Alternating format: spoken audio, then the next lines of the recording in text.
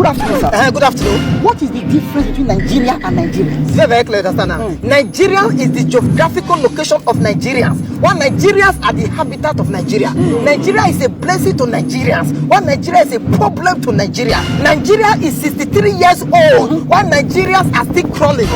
You know that Nigeria is rich, but Nigerians are poor. Nigeria is blessed with oil, but Nigerians are suffering because of oil. Nigeria is free of its colonial masters, but Nigerians are running to the land of their colonial master for survival. Nigeria have leaders, but Nigerians lack leaders.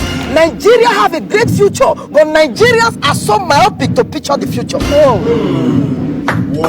Nigeria is blessed with mineral, but Nigerians are suffering from political diabetes. My brother, do you know that as I speak to you now, the person that sang the land is green is no longer in the land? She's in another land looking for greener pastures. They told us that education is the key. But do you know that yesterday I see my classmates for international airport, they said padlock? This is a country where every man wants to trample on another man to be elevated. A country where professors are made professors just to announce the result when literate one theater office. As I speak to you now, do you know that the salary of an average policeman is 50 liters of fuel? From here to Shogotendo, that be the salary. My brother, do you also know that the salary of a soldier man is not enough for him to go and see his family to and fro? As I speak to you now, our scholars are flying out, our engineers are flying out, our doctors are flying out, our professors are flying out, our graduates are flying out, and still the economy of this country is yet to take off. As I speak to you now, 3 sets of people are left in this country. Those who are running, those who are running for election, and those who hit the ground running. Do you know that we are no longer a country? We are now a group of people waiting for their visa to. So you mean this full Nigerian embassy? Yes, those who remain and those who they deny, and yet you want the country to succeed. Wickedness. Nigeria is blessed, but Nigerians are wicked. Every man is waiting for the next man to fail, and yet you want the country to succeed. Wickedness, bitterness, self-entitlement, immediate gratification is the fastest mobilization to corruption. You know, you know that in our country today, if you want to be a sinner, you go to the church. If you want to die, you run to the hospital. If you want to be corrupt, you go to court. If you want to be unemployed, you go to school. If you want to steal, you contest for election. Doing evil is not the new good, and doing good is not the new evil. Shall we continue to do evil that against me abide? God forbid. This is the only country where our parliamentarians and lawmakers we gather together with big agbada just to shout the eyes have it, and yet the masses will never see it or get it. In those days, God will send his prophet to go and warn and advise kings and leaders. But in our time, our leaders are the ones advising our prophet from spiritual pulpit to political. But the matter of them all and the general overseer of them all is our corrupt leaders. There is a difference between a public servant and a public master.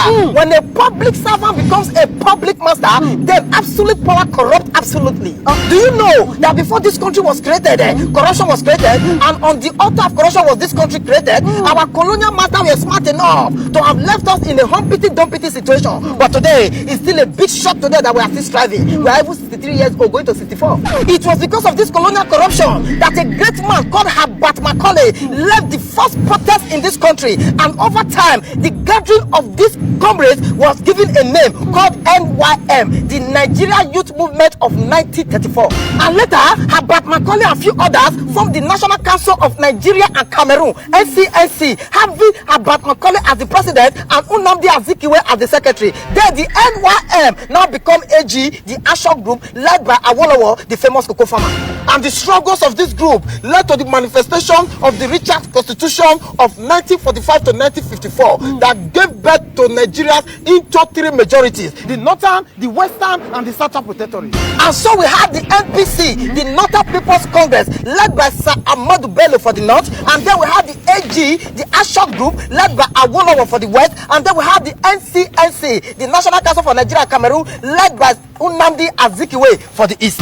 And this gave rise to the John McPherson Constitution that introduced the general election. And later, we had the Lignity Constitution of 1954 that led to centralizing the government and making Nigeria a federal system of government. The first election was conducted in 1959. We had the NPC and the NCNC coalition automatically made AG, the Ashok group, a major opposition party. Because of the coalition, they won. And this gave birth to Sir Tafawa Balewa as the Prime Minister, still under the tutelage of the Queen, and Nnamdi Azikiwe as the Governor General, because of the NPC and the NCNC coalition. They say, brother, this did not end well, because the NPC later hijacked the government from the NCNC, which means there was crisis between the NPC and the NCNC as leaders of one government. And on the other hand, there was crisis in the AG, the action group between Akintola and Awolowo. So the Prime Minister then, Tafawa Balewa, declared a 6-month state of emergency in the West, and later it got to the imprisonment of Awolowo and Enahoro and few others, which means there was crisis all over the country